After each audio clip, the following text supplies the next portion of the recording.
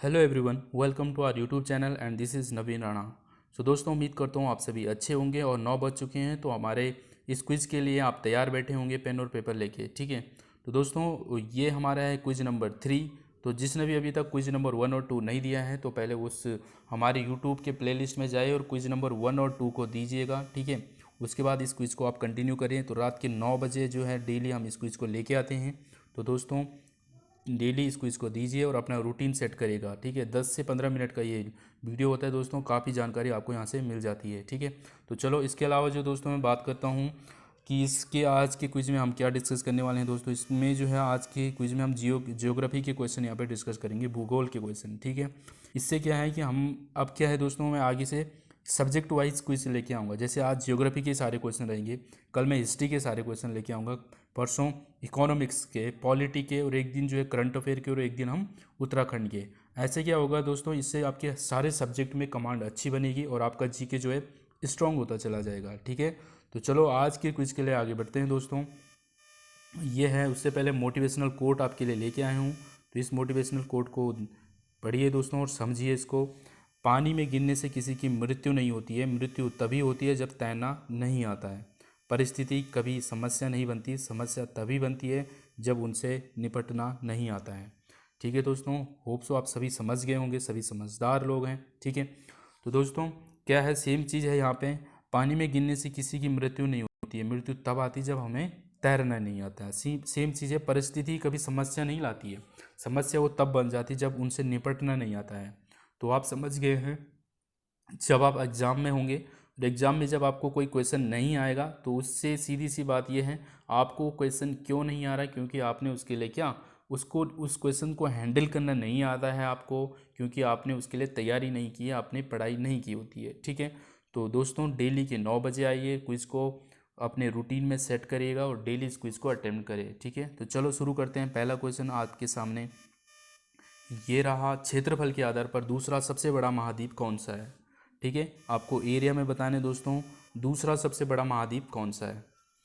जल्दी से बताइए दोस्तों, आपको कौन सा इसका सही आंसर होगा। एशिया, ऑस्ट्रेलिया, उत्तरी अमेरिका एंड अफ्रीका, क्षेत्रफल के आधार पे। ठीक है, तो इसका जो सही आंसर है दोस्तों वो हो जाएगा अफ्रीका। ठीक है, अफ्रीका आपको याद रखना है, क्षेत्रफल के उस आधार पे दूसरा जो सबसे बड़ा है वो अफ्रीका है। तो पहला कौन सा है दोस्तों, और एशिया आपको याद रखना है।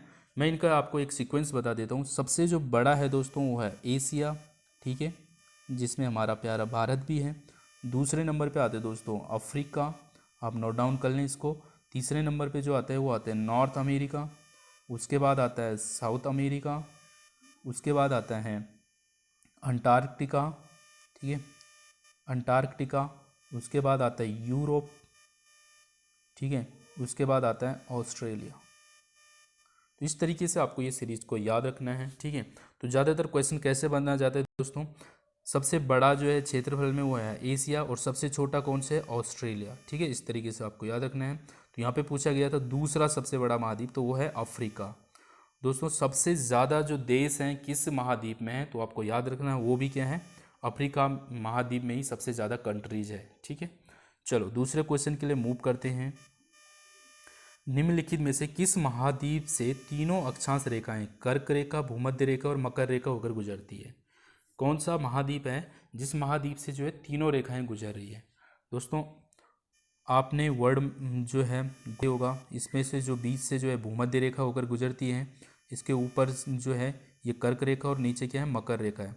तो इस वर्ल्ड मैप में आप देखेंगे कौन सा एक महाद्वीप है जिसमें जो है तीनों तीनों रेखाएं होकर गुजरी, वो कौन सा महाद्वीप है आपको बताना है। तो आपने देखा होगा दोस्तों अफ्रीका एक महाद्वीप है, अफ्रीका महाद्वीप से जो है तीनों रेखाएं होकर गुजरती है। ठीक है, तो आप मैप में देख सकते हैं। ठीक है, तो इसका जो सही आंसर हो जाएगा वो अफ्रीका महाद्वीप हो जाएगा। ठीक है, चलो नेक्स्ट क्वेश्चन के लिए मूव करते हैं। मानचित्र बनाने के विज्ञान को कहते हैं, क्या कहते हैं, मानचित्र बनाने के विज्ञान को क्या कहते हैं। कार्टोग्राफी, ये कार्टो नहीं है दोस्तों, कार्टो है। ठीक है, कार्टो मैं यहाँ पे लिख देता हूँ, कार्टोग्राफी। ठीक है, जियोग्राफी, कापोलॉजी या जियोलॉजी। तो इसका जो सही आंसर है दोस्तों ये कार्टोलॉजी ही है, सॉरी कार्टोग्राफी ही है। ठीक है, मानचित्र बनाने के विज्ञान को कहते हैं कार्टोग्राफी। ठीक है, चलो नेक्स्ट क्वेश्चन के लिए मूव करते हैं। एशिया की सबसे बड़ी नदी कौन? इंडस नदी, यांगटीसी नदी, या हांग हो नदी, या गंगा नदी? दोस्तों इंडस नदी जो पहले इसको ही सिंधु नदी भी कहते हैं। ठीक है, तो बताइए सबसे बड़ी नदी कौन सी है? एशिया की पूछी है। ठीक है, चलो तो एशिया की जो सबसे बड़ी नदी है दोस्तों वो आपको याद रखना है यांगटीसी नदी। ठीक है, यांगटीसी नदी आपको याद रखना है, एशिया की सबसे बड़ी नदी है, जो कि कहाँ है? जो कि चाइना में है। ठीक है, नेक्स्ट क्वेश्चन के लिए मूव करते हैं। दुनिया की सबसे ऊंची चोटी माउंट एवरेस्ट का नेपाल में एक लोकप्रिय नाम है, क्या नाम है? जो ये माउंट एवरेस्ट है दोस्तों, उसको जो है नेपाल में किस नाम से जाना जाता है? महलांगुर, या सागरमाथा, ये चोमोलगमा, या इनमें से कोई नहीं? तो जल्दी से इसका सही आंसर आप लगाइए दोस्तों, इसका सही आंसर क्या होगा? तो इसका जो सही आंसर है वो है सागरमाथा। ठीक है, सागरमाथा नाम से जो है नेपाल में एवरेस्ट को माना जाता है। ठीक है, चलो नेक्स्ट क्वेश्चन। हिमालय पर्वत श्रृंखला किसका उदाहरण है? जो ये हिमालय पर्वत है वो किसका उदाहरण है? ठीक है, किस नाम से जाना जाता है इसको? हिमालय पर्वत को हम कैसा पर्वत बोल सकते हैं? ये ज्वालामुखी पर्वत है, ज्वालामुखी से विस्फोट से होकर बना हुआ पर्वत है, या अवशिष्ट पर्वत है, या ब्लॉक पर्वत है, या वलित पर्वत है? कैसा पर्वत है हिमालय पर्वत? तो इसका जो सही आंसर होगा दोस्तों वो है वलित पर्वत। आपको याद रखना है, बहुत बार एग्जाम में पूछा गया है। वलित पर्वत होता है दोस्तों, फोल्ड माउंटेन भी कहते हैं इसको। ठीक है, फोल्ड माउंटेन, फोल्ड माउंटेन। ठीक है, इंग्लिश में। दोस्तों क्या होता है ये पर्वत कैसे, जैसे जो है हमारे जो पृथ्वी के जो नीचे है दोस्तों प्लेट्स हैं, क्या है? प्लेटें हैं। तो उन प्लेटों के टकराने से, ये जैसे एक प्लेट है, अगर मैं डिटेल से तो दोस्तों ये जो है यूरेशियन प्लेट है और एक है इंडो ऑस्ट्रेलिया प्लेट। ठीक है, यूरेशियन प्लेट और इंडो ऑस्ट्रेलियन प्लेट, ये दोनों प्लेटें जो हमारी पृथ्वी के नीचे हैं, इन दोनों के टकराने से जो दोस्तों जब ये टकराई तो जो बीच में जगह है, तो टकराने से क्या है, एक प्लेट जो है नीचे धंस गई। ठीक है, और एक से जो है थोड़ा ऊपर के लिए उठ गई। तो जो ऊपर उठ जाते हैं तो उससे जो भी हमारे पृथ्वी पर, तो उससे उठ जाने से जो है बीच का पोर्शन वो पर्वत बन गया। समझ गए आप? तो हमारे जो ये प्लेटों के टकराने से जो है ये पर्वत बना है, तो जिसको फोल्ड माउंटेन कहते हैं, वलित पर्वत कहते हैं। क्लियर है? चलो नेक्स्ट क्वेश्चन के लिए मूव करते हैं। काली मिट्टी मुख्यतः किस फसल की से संबंधित है? ठीक है, बताओ काली मिट्टी मुख्यतः किस फसल के साथ संबंधित है? चाय, कॉफी, कपास, या ईख? काली मिट्टी दोस्तों, काली मिट्टी जो है वो आपको याद रखना है कपास। कपास के लिए जो है काली मिट्टी बहुत ही उपयोगी होती है दोस्तों। ठीक है, तो ये आपको याद रखना है। और क्यों होती है अगर आपको बताना है दोस्तों, इसके लिए ये कैसी मिट्टी होती है? चिकनी मिट्टी होती है। इसमें जो है पानी डालने से जो इसके जो कण होते हैं वो आपस में बहुत ज़्यादा चिपक जाते हैं। ठीक है, चिपक जाने से क्या होता है दोस्तों, जो अगर इसमें पानी डाला जाए तो ये नीचे नहीं जाता, मतलब पानी जो है सतह सतह में ही रहता है और नीचे नहीं जाता, मतलब पानी। तो जब पानी नीचे नहीं जाएगा, सतह पे ही रहेगा, तो इससे जो होगा इसके इनको पानी ज़्यादा से ज़्यादा मिलेगा। तो इस चक्कर से ये कपास के लिए ज़्यादा अच्छा होता है। ठीक है, अच्छा इसके अलावा मैं बात करूँ, काली मिट्टी तो आपको याद रख दिया आपने कपास के लिए।